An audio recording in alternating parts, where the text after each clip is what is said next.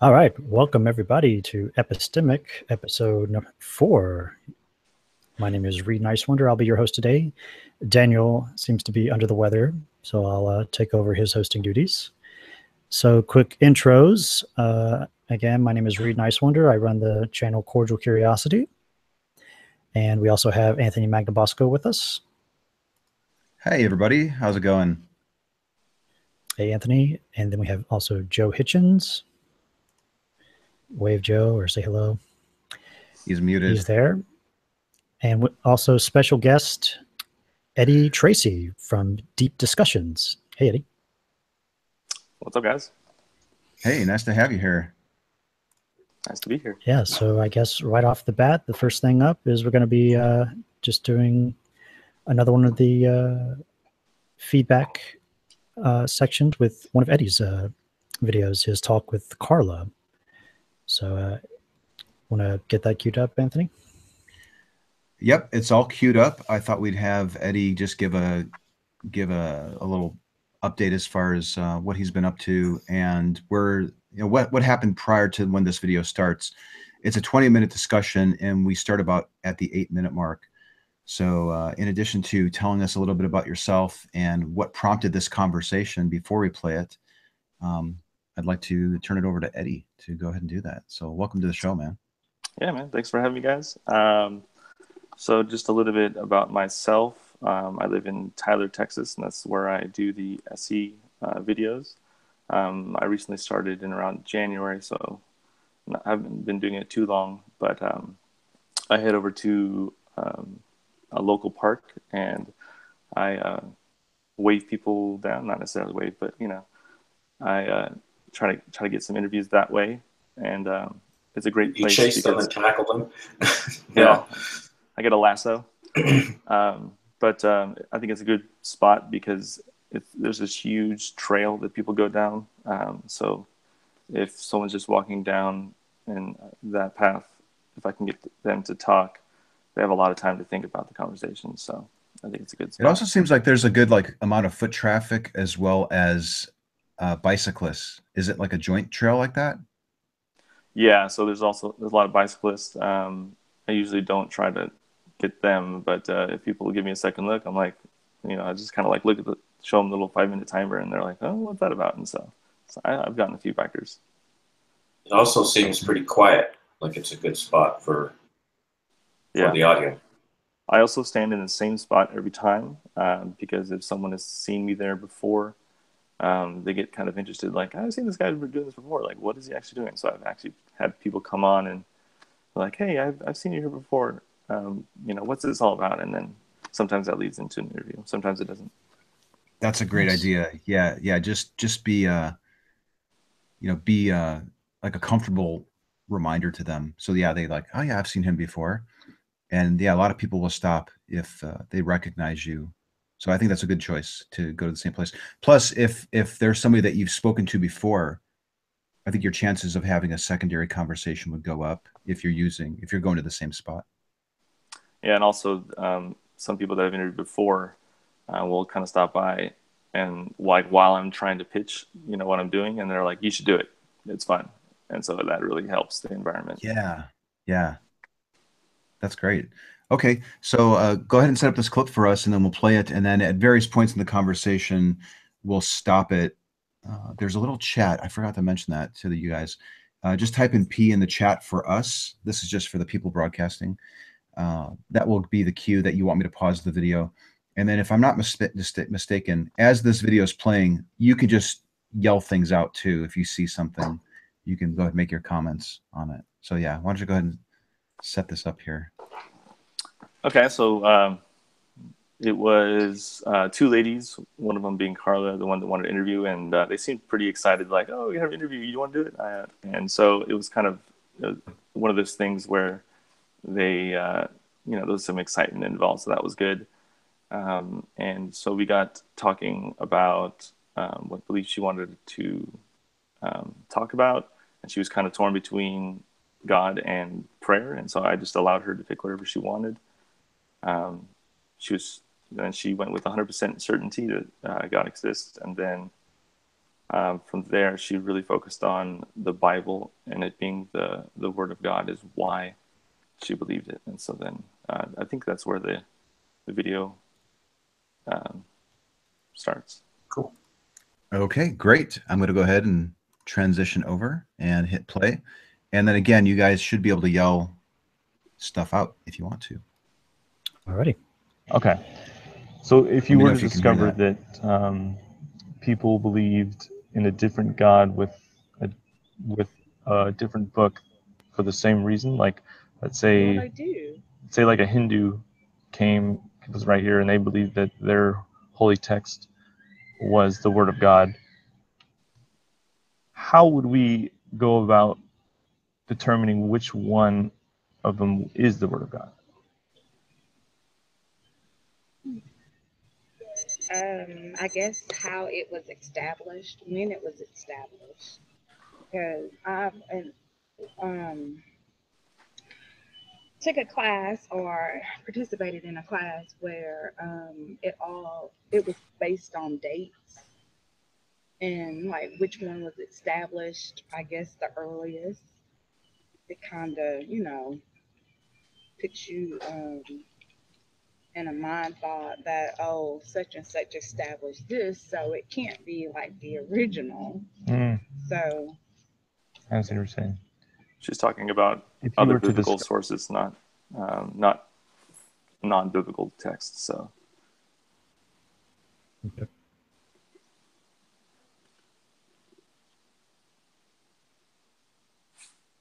Oh, I was muted. Sorry. It looks like she was shifting around kind of side to side a little bit, like she was nervous. I don't know if you noticed that or not. Yeah, she was actually very surprised when I just wanted to clarify which God she believed in. She was like, "Oh, okay." Like she's haven't considered that. Yeah, it's interesting how disarming that one question can be. Yeah, and I really just tried to explain that I talk to a lot of people, and so I'm just trying to ask for a clarification, not necessarily that, I believe in another God and I'm about to attack you. Mm-hmm. It also seems like there's a little bit of distance between you and her. And I've noticed this on other videos that you have as well. You're not standing on the trail, like are you in the dirt part of it and she's on the cement part of it? Right. So I try to have a comfortable distance from people that are passing by, so it's not so like, I don't know, it doesn't feel like I'm walking through a mall and someone's like, "Hey, do you want to buy my product?" It's just a little more like, come at your own volition, I guess. And sometimes when that happens, people don't come close in talking distance. They're a little further away, and most people do, but I try not to come to them. I just hope that they come to me. I guess what I should do now, think about it. Yeah, like I maybe I should. Hey, can you come over here? The lighting's a little better, or something like that.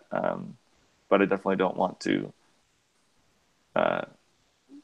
If they have a bubble, I don't want to like break that bubble. Personal space. Yeah. I don't know. I think it might be better to like be up there on the trail with her or have her down off with you. So you're on, even though we're talking like millimeters of height here, but like I think there could be some benefit to being on the same playing field as them. Yeah, that's true. Always experiment. Yeah. All right, hit and play. That her book was older than yours, would that lower your confidence? No, I guess it all goes off of belief. You have to believe. And I know it has to have a reason to believe, but I don't think no other. And you're saying for sure that if another book was established before the Bible. Yeah, I'm not necessarily saying claiming it is, I'm just saying hypothetically. Oh, well, I just don't believe. I don't believe that there is. Have you looked into it? No. Good question. So if you were to discover that some other book was older than yours, that wouldn't really waver your belief. You'd still be 100% confident. what do you think it is that's keeping you at 100% if it's not the age of the book? It's faith. Faith. Okay. How do you use the word faith? Like, what does faith mean to you? Something that,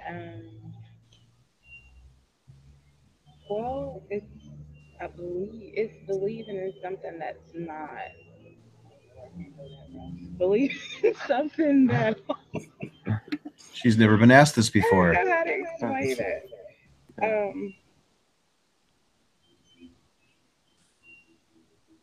It's just. I have the in my mind, but I can't put it to words. Okay. The definition keeps rolling by on. Yeah. Like, I don't want to say the definition of it. So She doesn't want to say it. Doesn't want to say it out loud. People use the word in a different way, and it means. Yeah, I wonder what she meant there. I think she was probably in her mind, she wanted to say was believing something without any evidence, but she doesn't want to say that because it sounds silly when you actually say it. That's my guess. I really wanted to give her a chance to think about this, especially if she's never thought about it, but also don't want to make it too awkward. So I threw her a bone in just a second. Right. Yeah, I listened to this beforehand, and yes, you don't let her squirm. You actually help her out, and I think that was good. Here we go. So I like to ask what they mean, but I can kind of give you some examples. So some people think faith and trust are like synonymous. It's just a trust. Some people think that faith is just believing in things you don't see. And then there's the more like technical description where it's, I think it's more biblical, but I don't know it by heart. Faith is the belief in something and evidence of things unseen or something like that. So see, that's the definition that rolls by my. I can't remember. Of course, you always have to have your own the reason why you have. So I guess what I'm asking is, what do you mean when you have faith that God is real? I guess I don't know. I keep wanting to say a belief. Okay. Or like a strong belief. I only want to say belief. I have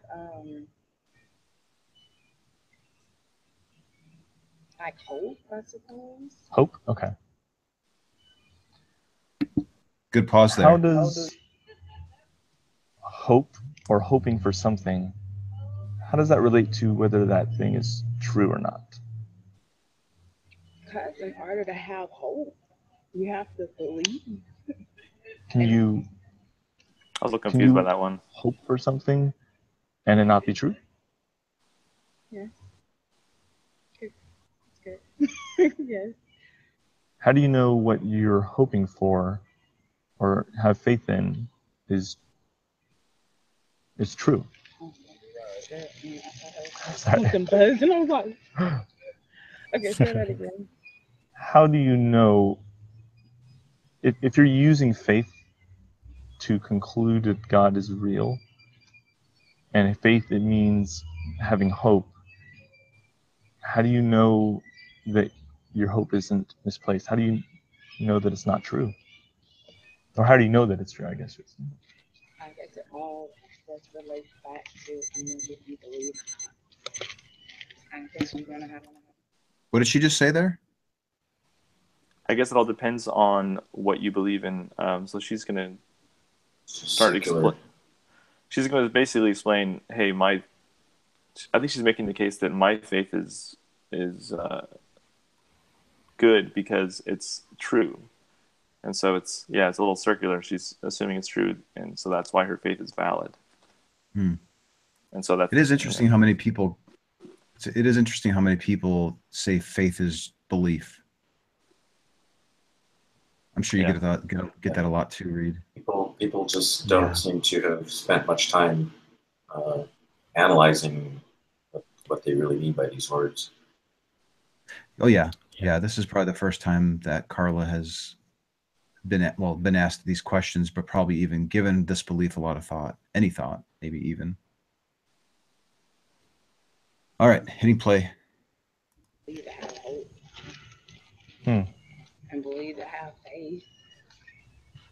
Do you think that Hindu person, that they used faith to conclude that Vishnu was correct? Is there a chance that they could be mistaken? Possibly. Is there a chance that you could be mistaken? I think so. Was that? That I know, because that means I have doubt. Ding, ding, ding, ding, ding, ding, ding. Ooh. Why is doubt a bad thing? Just is. Well, so interesting. I it is can't in the have context. doubt. In the context of religion, it's frowned upon, right? So. Yeah. I think if I would have changed anything about what I say next, I think I should congratulate her on admitting that, because I think that's something hard to admit. On her honesty and openness. Mm. This really is a crossroads in the conversation, because is she going to go relativistic and say everybody has their own truth, or is she going to hold fast to her belief and say, well, no, my belief is really true and all those other people are mistaken? That's a big crossroad right here. Yeah. See what happens. I don't want to have that. Okay, so you're saying that to have doubt would be a bad thing. Okay. Would doubt be a bad thing for the Hindu person who? I think a doubt is a bad thing for anybody that is not believing in something that's true, or that's believing in something that's wrong or not true. So, can you think of an example in your daily life where doubt is a good thing?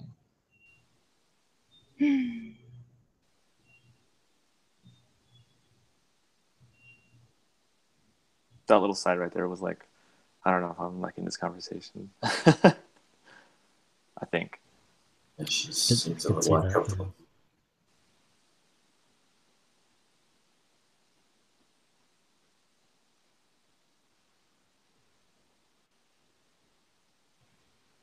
I think you're muted. Sorry. I was going to say, I don't get that vibe. I don't think she's entirely uncomfortable, but it does appear that she's giving the questions a lot of thought. Okay.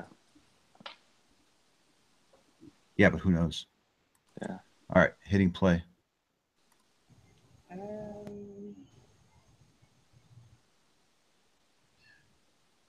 know if I'm talking about something that I'm not for sure about. There's a doubt. Like if you were going to get into your car right now and drive home, how could doubt be a good thing?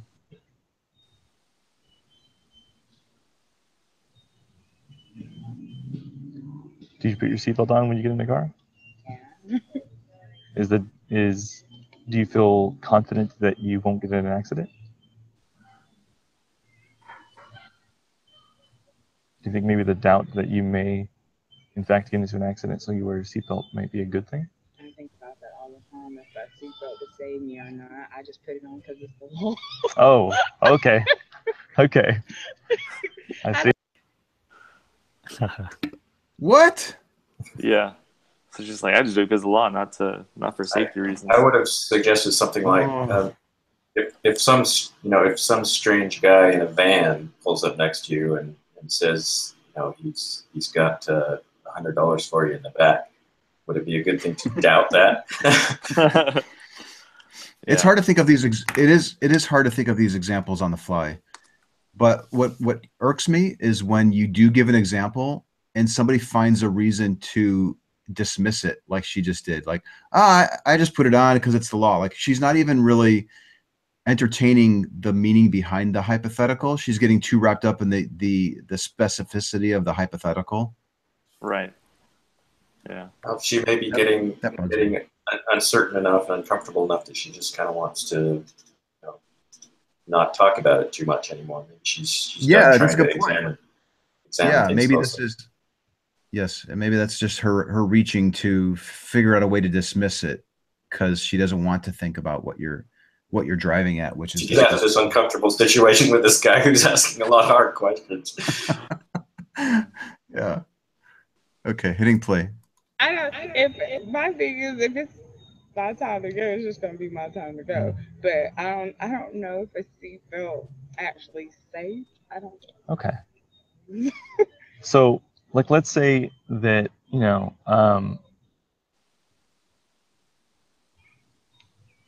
that woman who believes in a different God, and she believes with 100% confidence. She's sure of it, and she uses faith, the hope that God is real. Do you think her having doubt and maybe looking into the Bible could be a good thing? Somewhere in her, there's doubt. Okay. So, if there's no way for us to determine which of their books is the truth and which one is the Word of God, do you think doubt could be a good thing for you potentially if you're wrong? What was that? Say it again. So, if we can't determine which one is the Word of God, there's no way for us to really know. Could doubt be a good thing in recognizing that you may not know?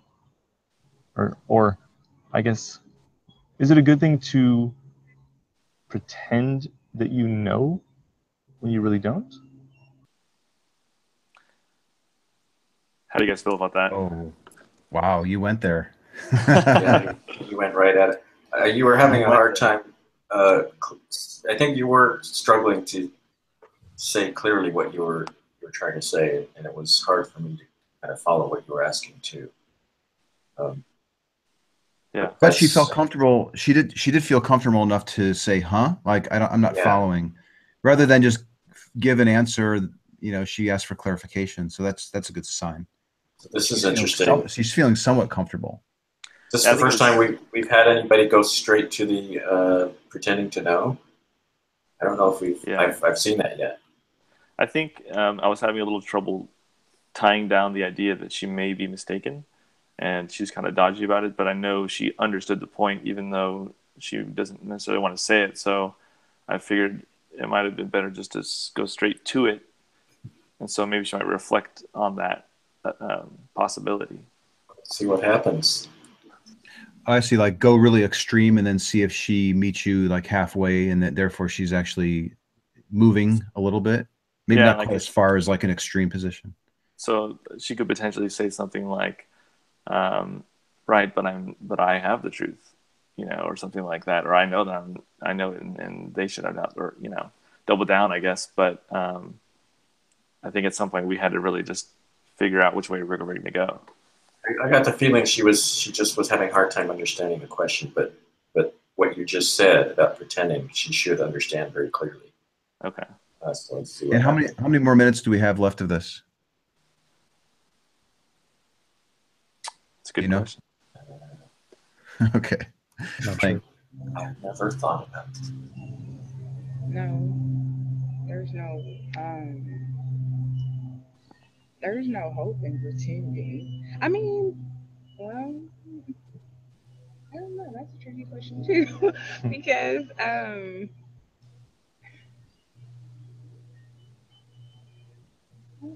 no.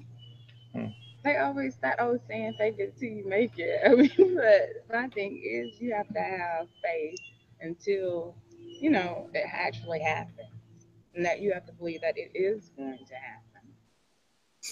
So, pretending, it's kind of false. Okay. If everyone can use faith to believe that, whether it's a God or something else, if everyone can use faith, but they can potentially be wrong, whether it's the other God or believing they can do something and they may not be able to, is faith as a way to know something a reliable method if you can use it for anything? In that aspect, yeah, because there, like you said, there's so many religions out there. In order to have those, they have to have faith in whatever they're believing in. So, Right, so they can. She's totally set up for the airplane question. Oh my gosh, she just doesn't like. She's not grasping it. Yeah. She says that it's reliable because everybody can use it to come to different conclusions. I think it's one of those things where she's never been asked any of these questions, so it's really hard for her to navigate where this is going. It sounded to me like just a minute ago she said, well, no, it's not good to pretend, and you can't just fake it till you make it. And then immediately after she talked about faith, and it sounded like she was describing fake it till you make it. Maybe I missed it, but have you asked the question, is it possible for someone to be mistaken about something using faith? Has that been asked? I asked that in terms of hoping. Can you hope for something that it may not be, you may be mistaken about? And she said yes. Yeah. I wonder if there's even just a simpler question we can ask people to get an assessment of how much thought have they really even given to this, because this might be an advanced discussion for her. Maybe even something like, are there differences between believing and knowing? Right. And if somebody's struggling to answer that, it's almost like the whole Tic Tac thing. Like before you move on to a belief, you need to kind of get an assessment if they think truth is objective. And, maybe there's even some sort of middle step where you ask a question or two to gauge how much time they've actually spent thinking about these things. Right. I agree. I think we should, especially with someone who clearly doesn't seem to have thought about it much, ask some very simple, basic questions to see if they understand the words the way we do, or see if they understand the difference between belief and reality. Yeah, because maybe these questions are just overwhelming her. Now that I'm watching this, I've seen this when you uploaded it, a long time ago, but now that we're like breaking it down, this is great. This is really a healthy exercise, I think. Yeah. Because we can kind of figure out ways to improve this, If we get to the end of the video, I think it's pretty soon. I really like what you said right at the end, but we'll get there. Would you agree that not everyone can be correct in their belief? So if we all use faith can lead to incorrect conclusions for some people. It just depends on what they have faith in. Do you think faith as a method is a good way to know something to be true?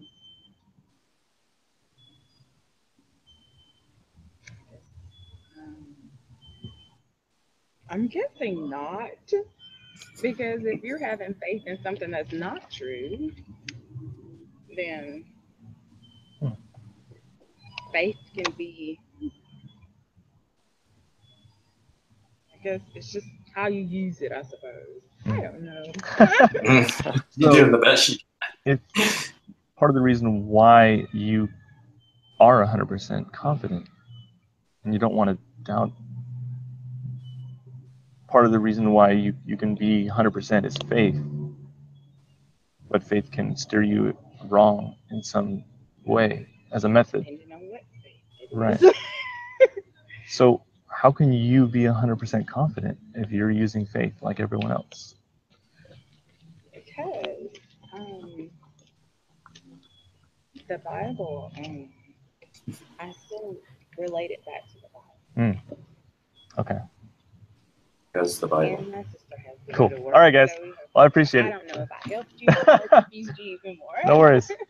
Have a good day, guys. She looked pretty uncomfortable there at the end. Yeah, but I like when she said, "I don't know if I helped you or confused you." So I guess my neutrality was still intact. Good. Right. Mm-hmm. Yeah.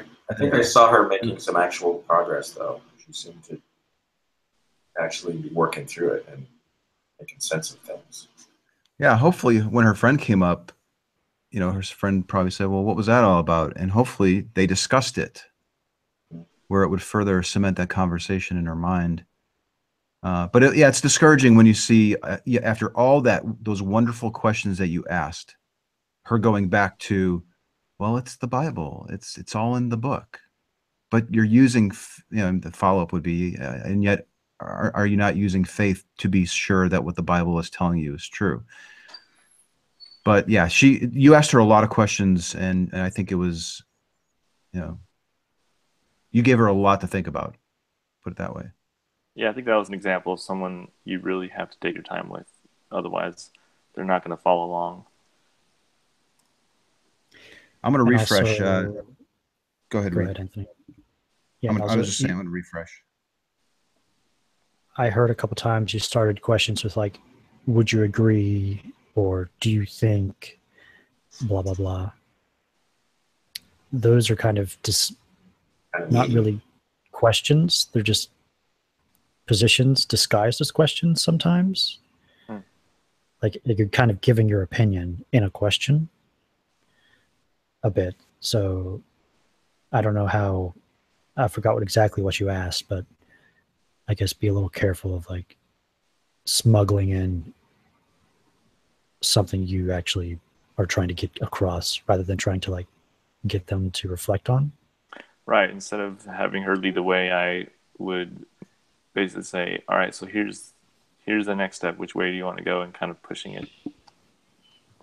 Yeah. Well, just ask a question without providing any possible answers. Right. With it. Exactly. That was good though, Eddie. That was good. Now, how many videos have you uploaded? Oh, that's a good question. I think it's in the 26, 27 range. As of late, I really haven't uploaded a lot, but I do, just because of the weather and work and stuff. But I do have a vacation coming up starting tomorrow, and I have a interview scheduled with a pastor. His name is Chris Legg, and I heard about him through one of David Smalley's interviews, and it was just like 2-3 weeks ago, and I just decided to reach out to him and said, hey man, I'd like to, I first started off saying, hey, and thank you for being so cordial, and it was a great conversation between you and David, and I wish people can have such a respectful conversation like that, and then I kind of told him what I do, and he was up for it. And we're going to meet tomorrow at 2 p.m. Nice. Excellent. That's great. That's cool. Are you planning to record that? Oh yeah. Okay. So I'm not sure if he's going to also record it as well, but I did show him my web YouTube channel, because he's going to, he wants to know, where's this going to go? How's it, and stuff like that. So he does have some idea of what is coming, but I don't think that's necessarily going to derail anything, unless he's just, not wanting to participate in some way. It's a little bit of an experiment, like David Smalley's approach versus SC. If you do pretty much strict SC. Yeah. My idea is to start off with his God belief and how he can be sure. But I also wanted to finish his discussion on whether God is good, because when David mentioned, what's your method of knowing that God is good?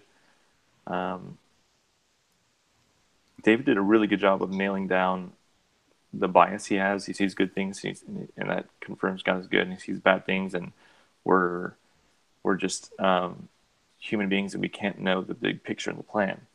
And so I think what was lacking in that follow-up question was, are you using the same perception as a human being that lacks scope like a God? Are you using that same perception to conclude that he's good? Like, is it the same thing? And I'll word it better, but I'd like to get his feedback on that as well. I don't know if you guys ever heard the case for an evil God, and it basically breaks down all of the reasons why or how Christians explain evil away. And you basically just take that method and flip it to an evil God, and it's very telling. And I've shown this to Christians before, and they're like, "That's absolutely ridiculous." And I'm like, "I know, that's kind of the point." But I want to do it in an SE style way, where it's more just questions on understanding if our perception is, as human beings can't see the grand scheme, how could we determine bad or good? How do we do that? Sounds interesting. So, yeah, as long as you make it collaborative and try to keep asking questions, I think you'll be on track. That's kind of neat that you were able to hear him on Dogma Debate and see David use some SE and then agree to meet with him to keep it going. That's neat. It's good. What's up next, Reid? Up next is a little bit of update on the SE logo initiative. Want to talk about that, Anthony? Yeah, sure. And Eddie, you're more than welcome to stay around. We can definitely use your input if you want to weigh in on some of these things. Cool. Yeah.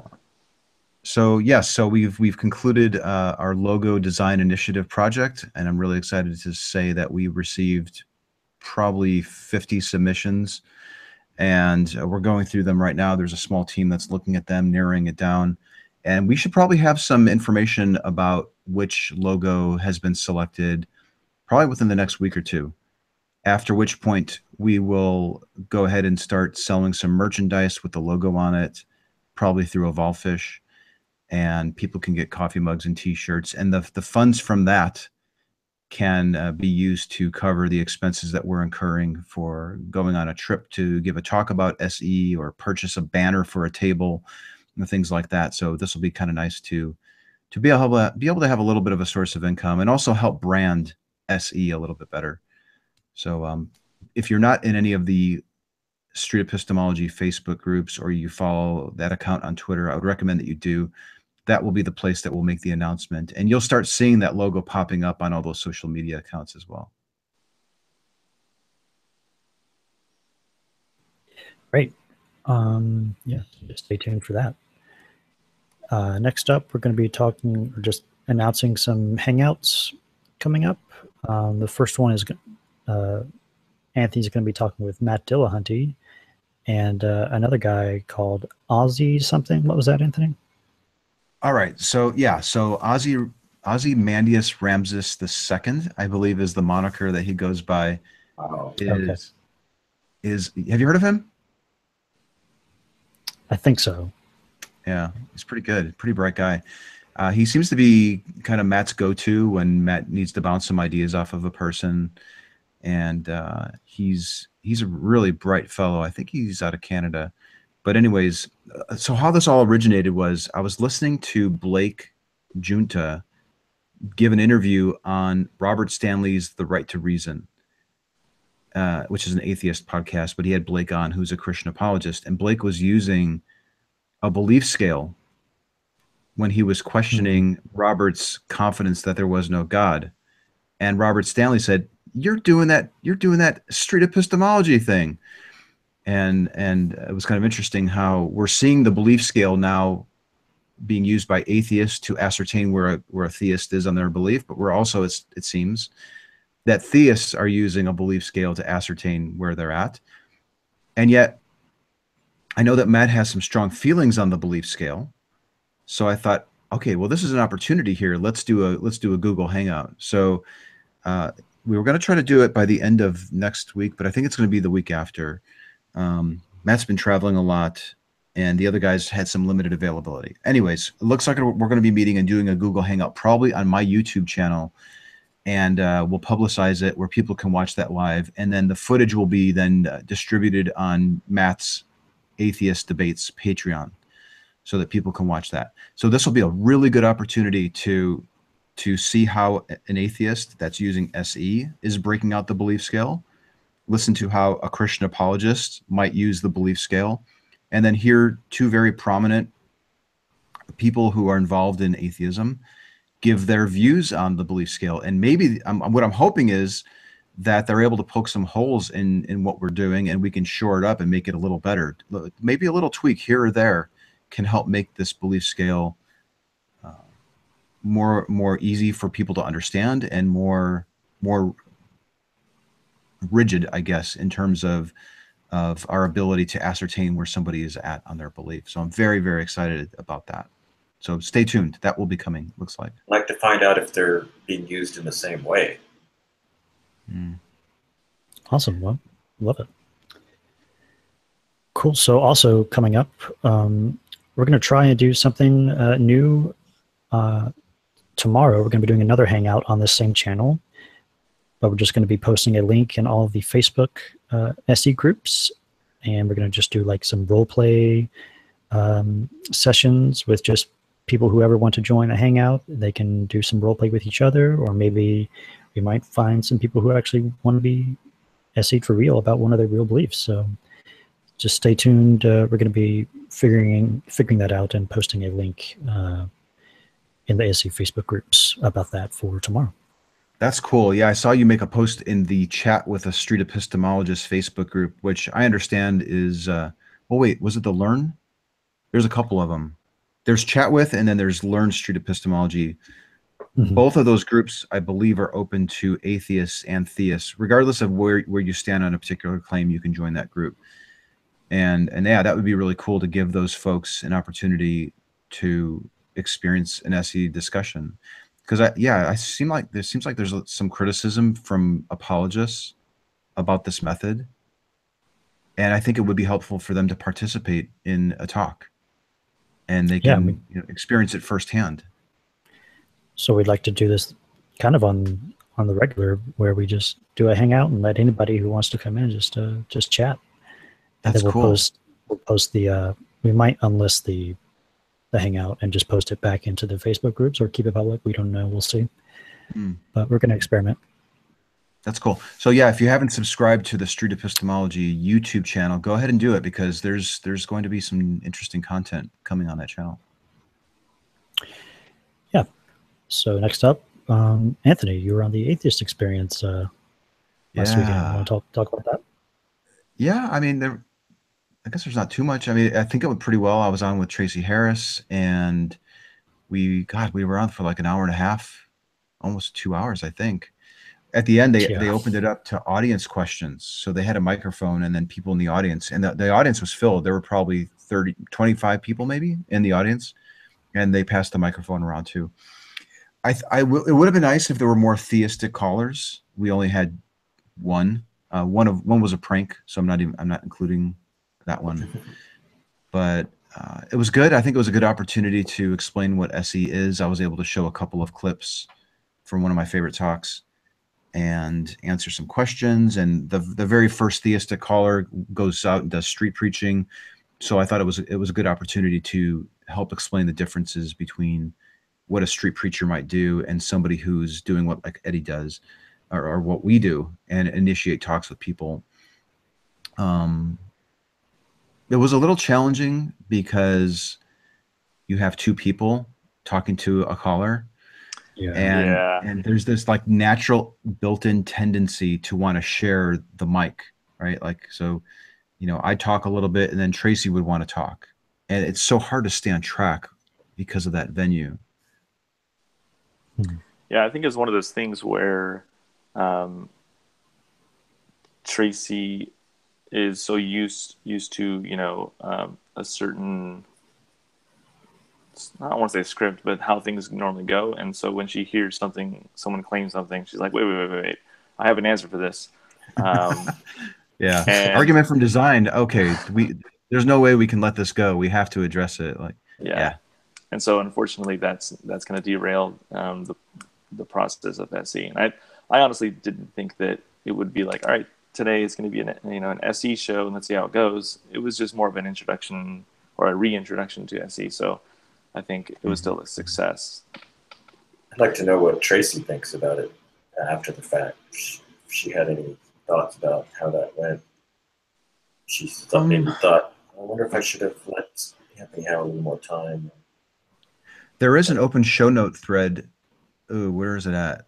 I think it's Pathos, maybe. If you go to Pathos and the Atheist Experience, and then they have a blog post for each show. So if you want to give some feedback, I'm pretty certain that Tracy reads that very closely. So if you want to give her some feedback on how maybe it can be improved for next time, or what you thought was good, that would be the place to go ahead and do it. Did you guys, before the show, talk at all about whether you were going to be allowed some room to perform SE or not? No, you know, we didn't. We just kind of spent it just kind of building rapport and joking around, and we didn't come up with a game plan like, okay, Tracy, you talk for 3 minutes, and then I'll get in there, and if you can just give me 10, and then I'll say something, and then you can take it back. Like, it would have been nice if we sort of planned that, but even if we had planned it, I don't know how either of us would have stuck to it. But yeah, it would take. I think there's a certain element of coordination, I think, that would need to happen in order for it to work. You know, she knows what SE is. She knows what you do, and she's having you on the show. So I would have thought that it would have at least occurred to them that maybe they might let you do your thing, but it's okay. It was I definitely think she tried, and she was like, "Oh, this is a question for you," and so she really, tried. But in order to let SE be showcased, she would have to be like, "I can't correct him. I can't." They have to not talk. You also have to remember, and I've watched this show for years before I picked up on it, that the person sitting on the right is the main host, and the person sitting on the left, as you're watching the screen, the person sitting on the left is the well, they'll have a guest host, and they have a, what's the other one, like sub-host, co-host. So I was a guest host. I wasn't even a co-host, but the guest host and the co-host, in my view, defer to the main host. So I was a visitor. I was welcomed into their program, and for me to just take the reins and say, "Hold on, Tracy, I'm not done talking to this guy yet." You can't do that. It would just be rude, and I wouldn't feel comfortable. Yeah, exactly. So I wouldn't feel comfortable doing it. But there might be other opportunities to go on, and maybe we can plan a little bit more, or maybe there's another co-host that would be on that might be more open to letting me have a little bit more time. Cool. Well, we'll see. Stay tuned for that. Yeah. All in all, though, I think the experience was good because we had so many people that wanted to join. We had a chance to talk about Reid's channel, Cordial Curiosity, and hopefully you saw a little bit of a bump in that, and we saw a bump in people wanting to join the private Facebook groups, all the Facebook groups for that matter. Yeah. So yeah, in terms of getting people aware of SE, I think that was great. I haven't checked lately how many people have watched the show, but it's probably it'll probably be in the tens of thousands in a week or so. Yeah, getting a chance to show those clips, I think, was hugely beneficial. Yeah, that's on the Atheist Experience, and right here is this other thing, and look at how this works. Yeah, just that. I don't know if you've had any further discussions with them, but I think it would be so cool if they were to show an SE clip in the 20 minutes that people are tuning in and queuing up to watch it live. It would be great if they were to show a clip or two before the actual show launches. That would be like start it live, maybe 15 to 20 minutes before the actual, start time, and just play video clips. That would be awesome. Would that be neat? Why not? Are we good on time? I have a question. Sure. Yeah. So, do you guys think that, or what do you think is the best venue? I mean, as far as where this could go, do you think it would be beneficial to eventually have, years down the road, an SC call-in show, or do you think it can go in a different direction, or do you think it's probably best just to stick to interviews that we're doing now, just more exposure, or something else? Because I think honestly, the call-in show probably wouldn't be the best thing, because people will eventually know what they're getting into, and you'll have more dishonest conversations. But but I don't know necessarily where it would go besides, hey, there's these people going out to places and talking with people. Like, what could be like something else we could do? A call-in show might be, its greatest effect would be in producing awareness as opposed to actually changing minds. Right. You probably would get a bunch of trolls, but then so does AXP. So they do. They deal with it. I think the venue is a factor, but more importantly is the quality of the interlocutor. So if you're going to have an honest interlocutor call into AXP, and the hosts have worked something out beforehand where they're going to give a lot of latitude to somebody to facilitate the discussion, then I think that would be fine. Although there would be some advantages to being able to see somebody face to face and that thing, as opposed to doing it over the phone. But no, I think it could work. But getting a good quality caller would be the biggest challenge, and that's our biggest challenge today, even with the counter apologetics. So, yeah, I don't know. I mean, it's certainly worth a try. I think there's a Polish version of AXP, and the hosts are big proponents of SE.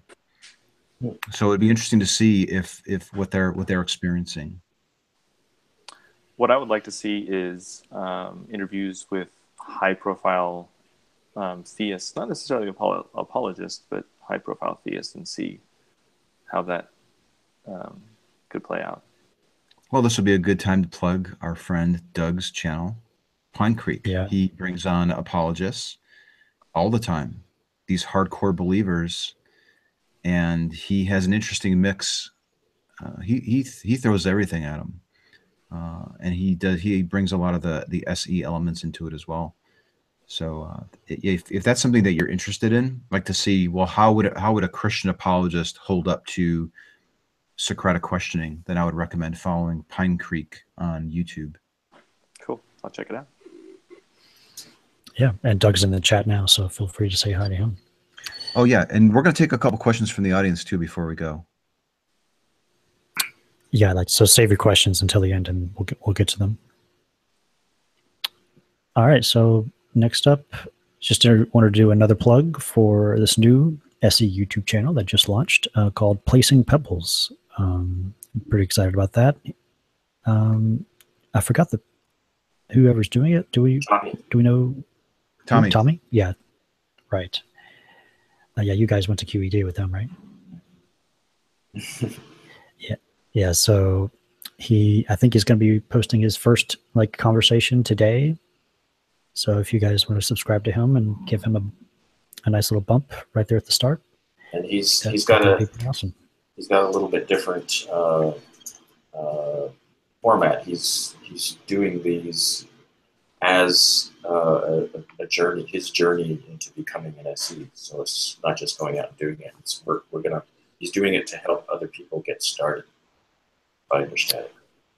Yeah, it's kind of doing like a vlog series of showing the process of buying the stuff and just the whole process. That's really cool. I hope he includes a little bit of what he's thinking before he's going out there, like what's going through his mind before and then after the talk, because it could be a little nerve-wracking to go out and do this stuff, and seeing some of his anxiety before and then maybe some of the elation after could be really interesting to see. I agree. He should be giving his thoughts as he goes so other people who are starting out can relate. Yeah. Placing Pebbles. Oh, and before I forget, we're looking for somebody before we get to the questions here, we're looking for somebody who's listening to this podcast or watching it, who would be interested in creating some links to specific sections in this broadcast so people could just skip ahead. So something that might say, here's a link to Eddie's breakdown video with Carla, and then there's a little timestamp so people can skip ahead. We know it's something that would be helpful to have in the video description, but none of us really wants to do it. So if you're a fan and you want to help us out, that would be a really great way to help. Yeah, exactly. So I guess the last thing is just any questions from the audience. Anybody got anything? I know some people were talking about having like a CashCab type of format for a call-in show. That'd be kind of fun. What is that? Yeah. CashCab. You never seen that show? It's Kinda like a trivia Ray show. Say, yeah. I do know a guy who I remember. he was an Uber driver or a Lyft driver, and then he would have SE conversations. And we talked about filming. That was about a year or so ago. And there is some YouTube channel, I think it's called Kingdom Cab, where it's a Christian who films his discussions with people. And it goes pretty much the way that you would think it would go. But yeah, it would be kind of neat. It would be kind of neat to throw a couple cameras in a car and drive people around. Although I would wonder how they would rank you if it was sort of a, like an Uber situation or Lyft. Yeah, someone's asking about if we've decided on the SE logo. Not yet. Stay tuned. Maybe 2 weeks or so, we'll have that. I'd say probably, probably by the end of next week, we should have a design selected and announced. Okay. Adam Does SE asks, any suggestions for slowing down apologists that answer with their canned responses, like half a second after they ask the question? In person? Depends on what they're saying. Yeah. I would ask them if that's the argument that they find convincing. If they weren't aware of that argument, would they be less confident that their God existed? They're going to probably say no.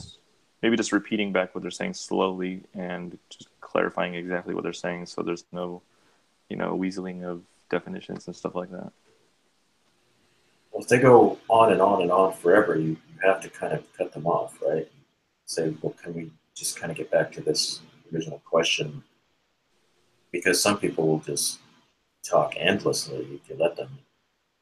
Yeah, I'd ask, is this something, like I said, is this something that is bolstering your belief? If you hadn't discovered this apologetic, would you be less confident? And then you can determine if you need to spend the time on it or not. Mm-hmm. Someone else is asking if Sam Harris has heard about SC. I would say so. He's done a blog post interview. Yeah. Well, he has this thing. It's like an Ask Me Anything. And then I think he's on his 9th one. Maybe he's on his 10th. And then every time he does an AMA, apparently on the website, his website, they wipe it clean and then they do another AMA. So I'm thinking if we want to get on his radar, whether he knows it or not, but if we want him to address SE, then probably getting enough people to, getting somebody to ask the question and then enough upvotes, if that's how it works. I haven't even been to his website. Yeah, periodically he posts on social media for people to ask him questions on his AMA page, and I think it's only for supporters, so I'm sure there's a lot of overlap in the SE community that support him. So next time he does that, we'll be sure to post a question and upvote it. Yeah, I think it's probably just a matter of time before it will get on his radar, but we have to be persistent and, maybe a little coordination where somebody notices, he just refreshed it. There's nothing on there right now. And then we have a canned message that somebody pastes on there. And then we have a coordinated effort to give that message the attention that it needs, so that at least increases the likelihood that he sees it. Now, whether or not he chooses it or not, it's completely up to him. But yeah, it's so sad because there's so much noise in the way between getting this technique in front of him. It's discouraging. But I think if he were to be aware of it, he would be interested in it, because he spends a lot of time on the neuroscience and the backfire effect. Right. Someone's asking, is the SE book a good book to recommend to a Christian? What do you mean the book? Like Bogosian's book? Probably not. What's the goal? Like, if you wanted to agitate a Christian, then yeah, it would be a good book. But if you want them to get a better understanding of SE, I suppose that could be good. The book, I think, was intended for atheists, people who want to have a more effective way of questioning believers. So I think that was the target audience. So it would probably rub a lot of people the wrong way I think, if they were God believers. Right. Someone's asking if, Anthony, would you ever go into something like Joe Rogan's podcast? Yeah. I think you're okay. Yeah. Yeah. Definitely. Yeah, I'd go. For me. I was just thinking about it. Yeah, I'd go on it. I've never been high before, so yeah, give it a try. Someone's just giving some positive feedback to me about having a new camera angle on my latest video. Yeah, I now have a wide camera angle, which just made me think about the places I go to now, because I'm like, well, if I can get a nice striking image right up front, and like it's a popular kind of landmark of Los Angeles, that might spark some people's interest to kind of keep watching. Mm-hmm. And okay. Go ahead. I was going to say, I have kind of taken your lead, and I have a dual camera thing too. And it's what I was doing is always showing the person, like always showing the chest view, and then occasionally showing me as like a little thumbnail in that video. But now I like doing a complete cut where it's the chest view and then wide, and then chest view and then wide, and not even do the little thumbnail. Yeah, I have to say it's kind of helpful too. I've never realized how helpful having a second camera angle is. Like there was one time I was filming with my, the chest, and a family walked by with a little kid. So normally I'd have to blur the little kid's face out, and that would take an hour to do just for 30 seconds going across the screen. Now I can just switch cameras to the wide shot that doesn't show the kid's face. So it's just little things like that can help. Or if there's kind of a lag in the conversation, like how you have these points in the conversation where they start launching into something, and you're like, okay, I can probably check out just a little bit here for 30 seconds or a minute. That's a good time to cut to the different camera where you see somebody walking by in the background, or jogging by, or riding a bike or something. So I think it's helpful to kind of keep people's interest by having those other cameras. There's one camera view I'd like to see somebody try, which is to have the two people at kind of a 45 and the camera looking straight, like you would normally see two guys on a stage who are having a conversation. They're not looking straight at each other. They're kind of faced out towards the audience, so we can see both persons' face without having to switch back and forth. Or the thing I find uncomfortable about Reid's is when you have his face on one side and the other person's face on the other side. They're both looking, neither one of them are looking at each other. It just feels funny because it's like I'm constantly trying to orient my own head in space to figure out what's going on. But right. Okay. I see what you're saying. I thought it would be nice to just have the two people sitting at a table, but kind of at a 45. I think that's the actual angle I'm going to be trying to do. Yeah. Oh, cool. Yeah, I think that would be great. Specific with to do that, Eddie? Well, I'm going to try to do it when I have the interview with the pastor tomorrow, because I'm not going to be wearing a chest cam or anything like that. So my only options are to set up the camera away, but I might as well just get myself in the shot if I can. So I think that probably work at 45 if I can. Mm-hmm. I do think it's useful to see the SE, because especially if it's somebody like Anthony, who you're trying to get pointers on how to act, how to behave. Before Anthony, no one's ever seen your face, so we hear your voice, but we don't know what your expression is, what your body language is, and that would help if we're trying to do it ourselves. Yeah. Right. Another question: have any of you been or felt threatened by the interlocutor during an SE conversation? I know Anthony has a playlist of like some close calls there. What was the guy, the Martian guy? Oh yeah, what was that?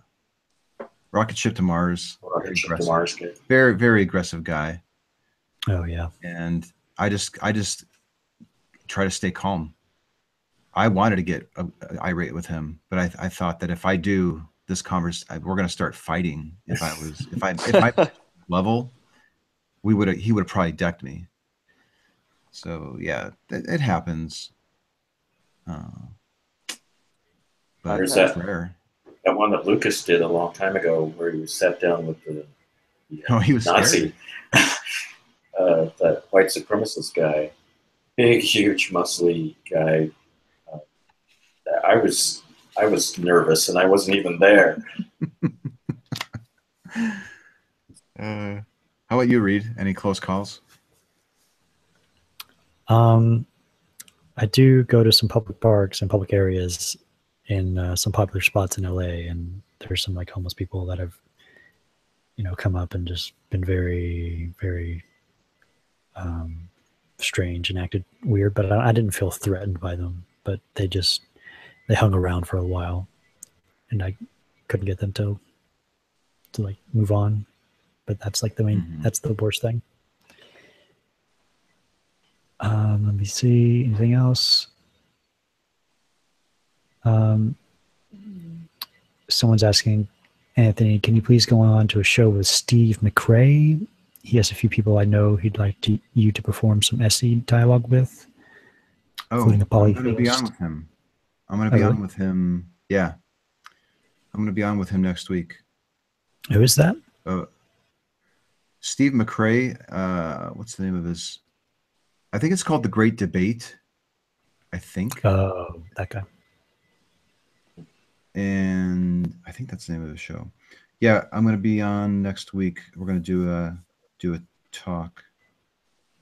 He has some complaints about SE. I believe he's atheist, and yeah, he engages with theists quite a bit, and I think he gives the counter apologetics. I think he hosted a debate between Bill Ludlow and Kent Hovind, and it was like the classic. It was like a classic video that you would show somebody why they should use SE.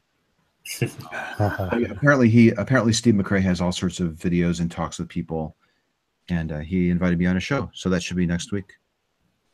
Okay, so we're gonna record it on the 8th. We'll do recap of that the next episode then. Yeah, whenever we do that. Cool. I think we're good to cap it there. Anything else? Any final words, guys? Why don't we tell people how to reach us? Let's start. Let's go. Reid, Joe, myself, and then we'll finish off with Eddie. All right. So you can check me out on my YouTube channel, Cordial Curiosity. Also have Facebook, Twitter, Instagram. Just search for Cordial Curiosity. Oh, Anthony or Joe? I don't have a I don't have a channel, so you cannot reach me. I'm unreachable. He's unreachable. You can reach me on my YouTube channel, which is Magnabosco210, or Twitter is a good way as well at Magnabosco. And let's turn it over to our guest, Eddie. Eddie, it was really nice having you on and breaking down your video. Yeah, I really appreciate it, guys. A little bit about yourself and how people can reach you. Let's see. I'm known as Eddie Spaghetti to a lot of my friends, so you can keep that in your head. You can reach me at Deep Discussions. I really just tend to stick to YouTube and reply to YouTube comments. I'm not too active on my Facebook and Twitter accounts, even though I do have them. But actually, I think one thing I wanted to mention, I don't know if you guys get this a lot, but I do see comments saying, "Hey, great job. I don't have the patience to do this, but really good job." And I just want to let people know that I used to be one of those very persistent atheist guys who just kind of goes after where I see the problem is and respond on social media a lot, and even to friends and possibly family. And I was actually known for picking people's beliefs apart and sometimes coming down like a hammer and yada yada. And I was able to understand SE and use it and actually understand why it's effective and all that. So for people who think that I just don't have the patience, I'm more of a firebrand kind of guy. It's really not the case. You really just need to give it a try and understand the benefits of it. And I have to say that once I got good at it, it changed my perception of believers, and it's not something, they're no longer someone I have to target or anything like that, and it's more of a very helpful thing to the individual instead of just going after harmful beliefs, I guess you would say. Does that make sense? Totally. Yeah. Totally well said. Awesome. Yeah. Cool. Well, thanks everybody for joining, and we'll see you next time. Thanks. Thanks for watching and listening. Thanks, guys.